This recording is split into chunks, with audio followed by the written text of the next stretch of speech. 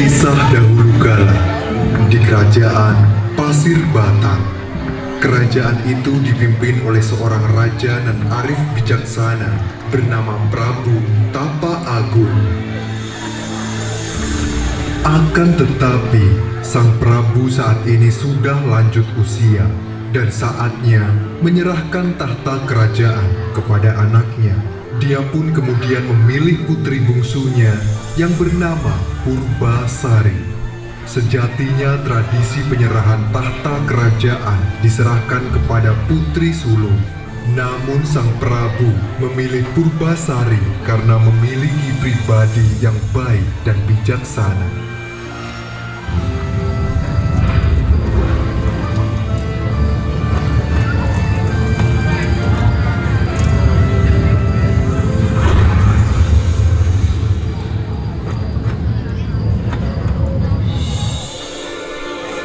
Tentu hal ini membuat putri sulungnya, Purbararang, merasa iri dan dengki terhadap adiknya itu. Betapa kesal hati Purbararang melihatnya.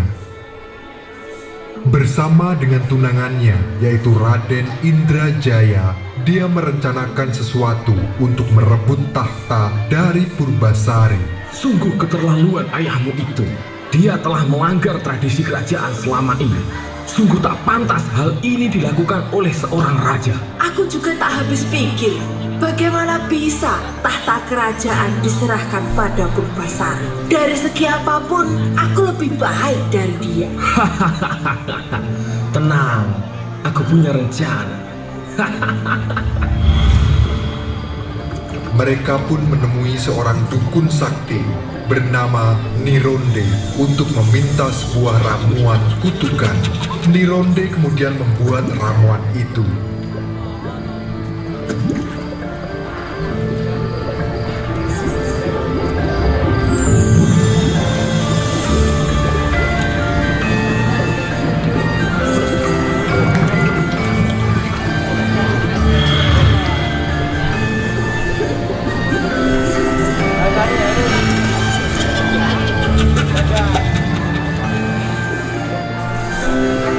Setelah ramuannya jadi, Nironde memberikan kepada Purbararang untuk dicampurkan ke dalam minuman Purbasari agar terkena sebuah penyakit aneh. Purbararang lalu memberikan sekantung emas kepada Nironde sebagai imbalan.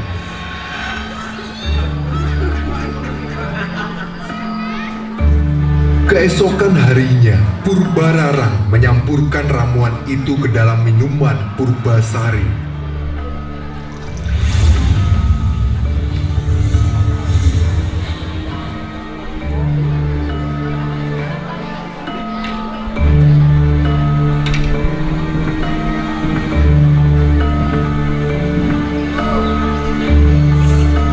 Dia segera menemui sang adik yang sedang berada di taman kerajaan. Dengan gembira, Purbasari menerima minuman pemberian kakaknya.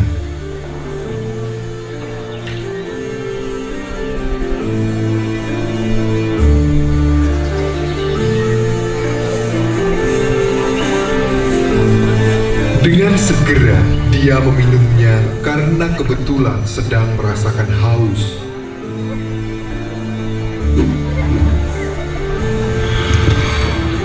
Namun, tiba-tiba Purbasari mengalami keanehan di tubuhnya. Seketika di sekujur tubuhnya muncul bintik-bintik hitam yang menyeramkan.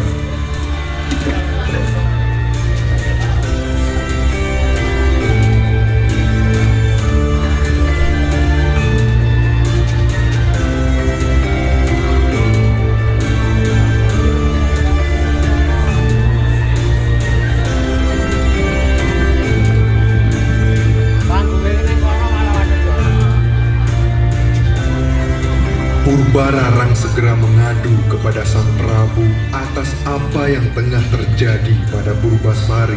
Lihatlah ayahanda, inilah akibat dari melanggar tradisi yang selama ini kita jaga. Tahta itu seharusnya memang untukku. Para leluhur pasti murka. Aku takut takut jika kerajaan ini juga akan segera terkena kutukan. Benarkah seperti itu? Lebih baik sekarang kita asingkan Purbasari ke sesuatu tempat. Aku takut satu kerajaan ini juga terkena kutukan yang sama.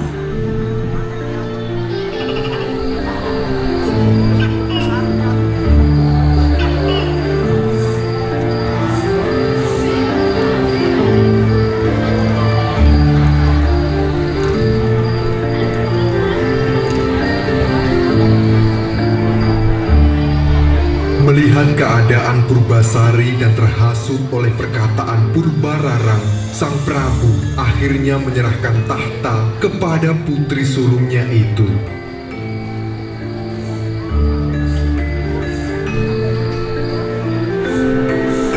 Sementara itu, dengan diantar oleh Patih Uwak Batara, Purbasari diasingkan ke dalam hutan.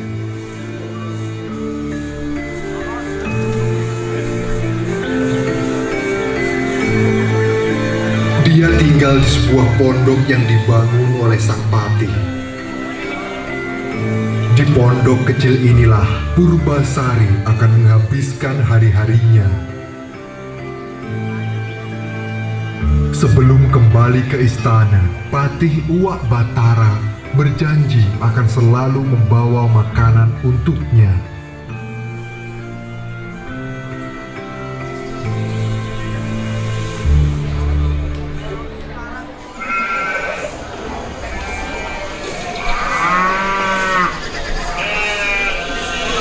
Berjalannya waktu, Purbasari sering bermain dengan hewan-hewan di hutan untuk sekedar menghibur diri.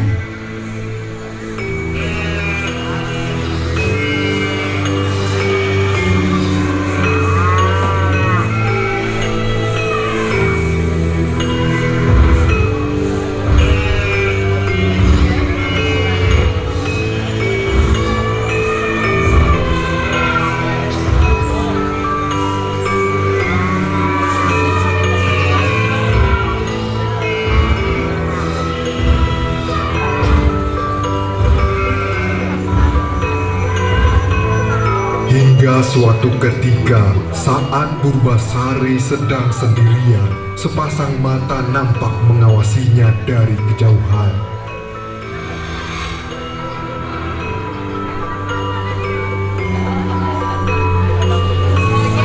Tiba-tiba, sepasang mata itu keluar dari persembunyiannya. Rupanya, seekor kera hitam berekor panjang atau lutung. Purbasari pun terkejut dan ketakutan. Ampun, Lutung, tolong jangan sakiti aku. Jangan takut, aku tak akan menyakitimu. Aku tersesat di hutan ini. Aku hanya ingin bermain dan berteman denganmu. Mendengar dan melihat lutung yang bisa berbicara membuat Purbasari semakin ketakutan. Namun berhasil ditenangkan oleh lutung itu karena memang tidak ada niatan jahat sama sekali. Purbasari akhirnya menjadi lebih tenang. Dia pun juga memperkenalkan diri dan menceritakan semuanya kenapa dia bisa berada di hutan ini. Akhirnya mereka pun berteman.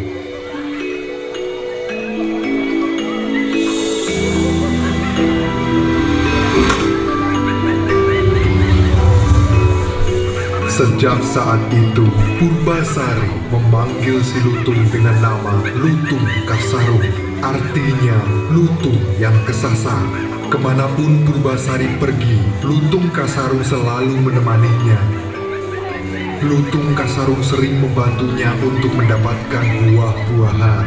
Purbasari senang sekali mendapatkan sahabat yang baik seperti Lutung Kasarung.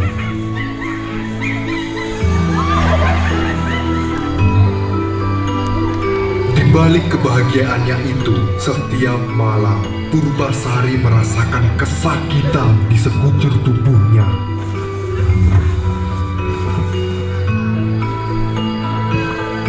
Penyebabnya adalah penyakit yang dia derita.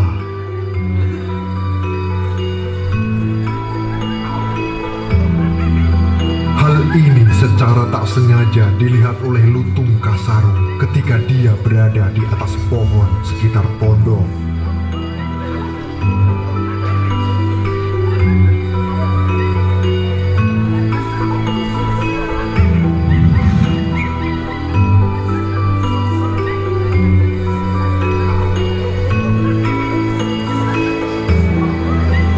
Melihat kondisi Purbasari yang memprihatinkan, membuat Lutung Kasarung tak sampai hati.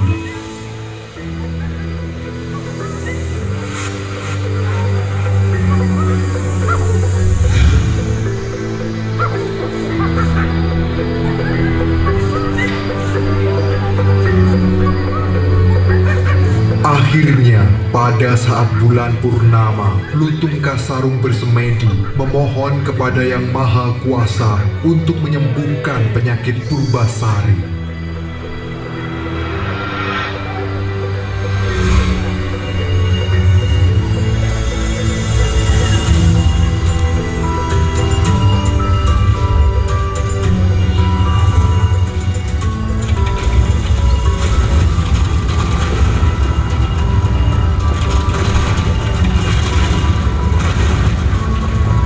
Doa pun terkabul, tanah di sekitar Lutung runtuh, air pun keluar dari dalam tanah hingga penuh dan menjadi sebuah telaga.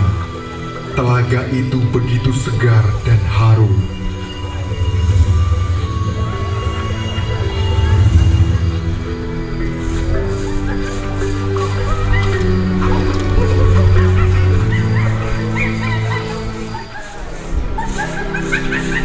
Keesokan harinya, ketika matahari menyingsing, Lutung Kasarung mengajak Purbasari ke telaga tersebut.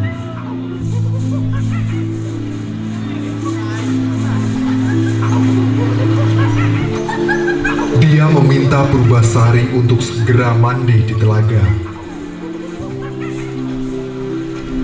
Meski ada sedikit keraguan, Purbasari pun menuruti kata sahabatnya itu.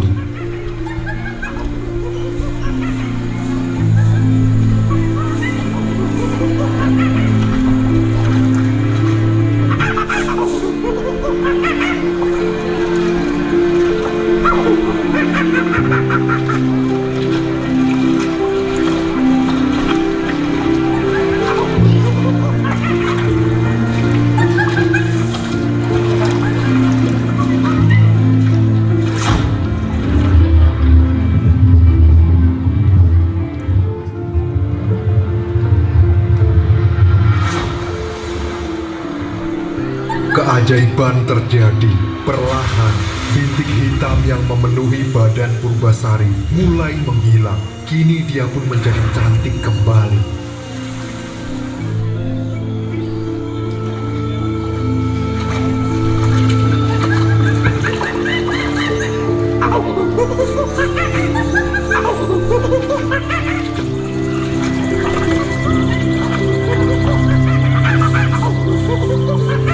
Dia sangat bersyukur dan berterima kasih kepada Lutung Kasarung.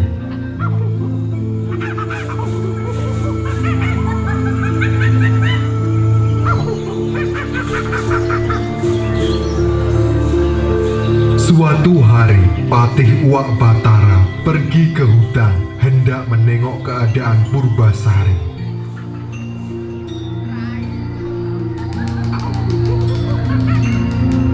Betapa senangnya dia melihat Purbasari telah sembuh. Dia pun mengajak Purbasari untuk kembali ke istana.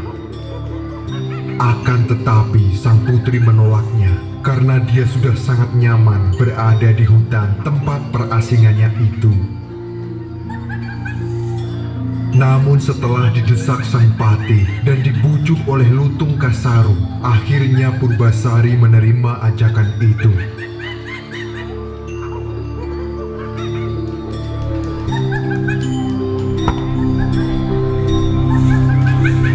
Berangkatlah mereka menuju kerajaan Pasir Bata.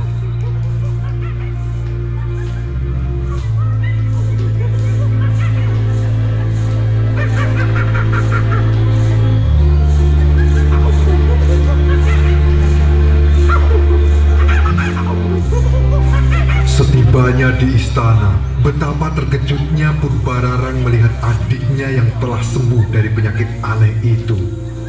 Kau mungkin sudah sembuh adikku, akan tetapi tidak semudah itu untuk masuk ke dalam istana.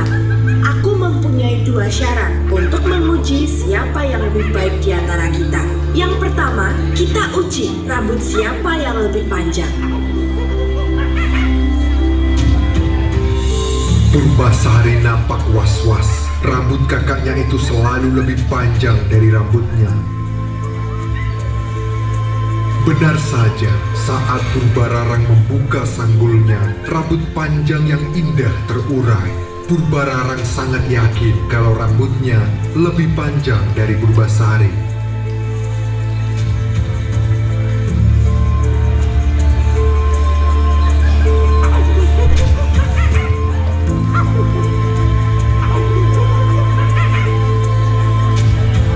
Di tengah keraguannya, kini giliran Purbasari membuka sanggulnya.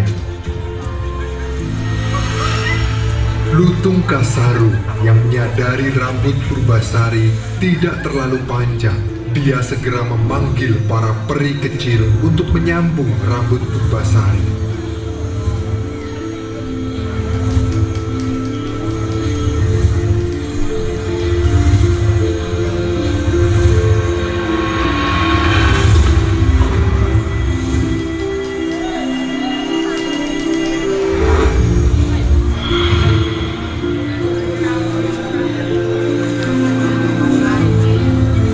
Kini rambut Purbasari yang terurai lebih panjang daripada kakaknya.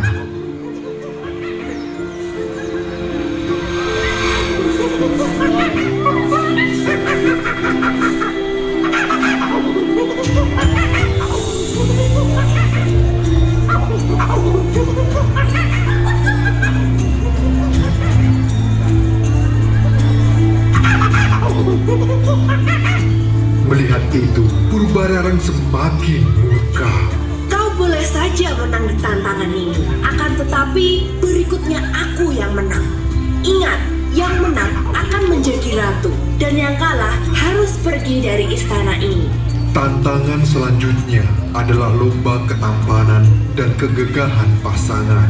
Purbararang tentu saja mengajukan tunangannya, yaitu Raden Indrajaya yang sudah terkenal gagah. Purbararang kali ini sangat nampak percaya diri akan menang.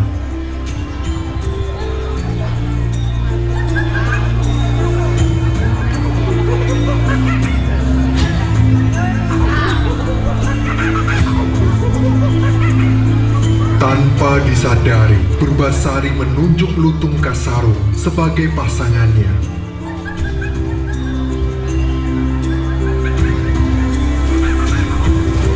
Purbararang dan Raden Indrajaya tertawa terbahak-bahak melihat Purbasari mengenalkan Lutung Kasaru sebagai pasangannya. Pasangannya Lutung. Sungguh tak adakah orang yang lebih jelek daripada Lutung itu. Lutung Kasarung tersinggung dan marah. Dia berdoa untuk dikembalikan ke wujud semula.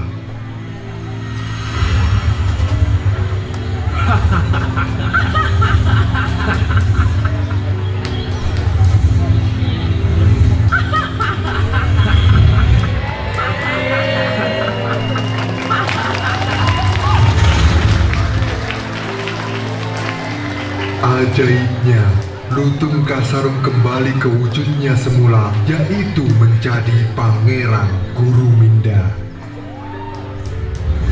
Diceritakan dahulu, Pangeran Guruminda tidak berkenan menikah dengan bidadari kayangan seperti yang diperintahkan Sunan Ambu, ibunya. Dia hanya berkenan menikah dengan perempuan yang kecantikannya setara dengan ibunya itu. Sunan Ambu menjelaskan bahwa sosok perempuan yang secantik dirinya hanya akan ditemui Pangeran Guruminda di dunia manusia. Namun jika Pangeran Guruminda bersikeras, dia harus pergi ke bumi, tidak dalam bentuk yang gagah dan tampan, melainkan harus dalam wujud berupa lutung. Pangeran Guruminda menyatakan kesediaannya.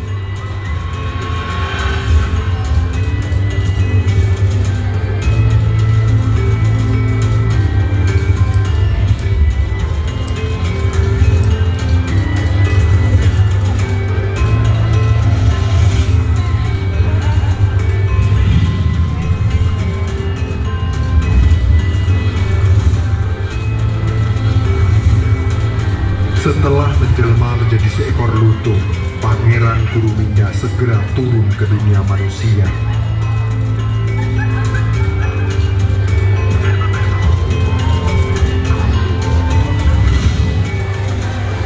Semua orang terhanyak melihat ketampanan Kuruminda. Ketampanan dan kegagahan Kuruminda jauh melebihi Raden Indrajaya. Kemenangan mutlak telah menjadi milik Purbasari. Sebagai pemenang, Purbasari berhak menduduki tahta kerajaan. Sementara Purbararan dan Indrajaya harus angkat kaki dari istana.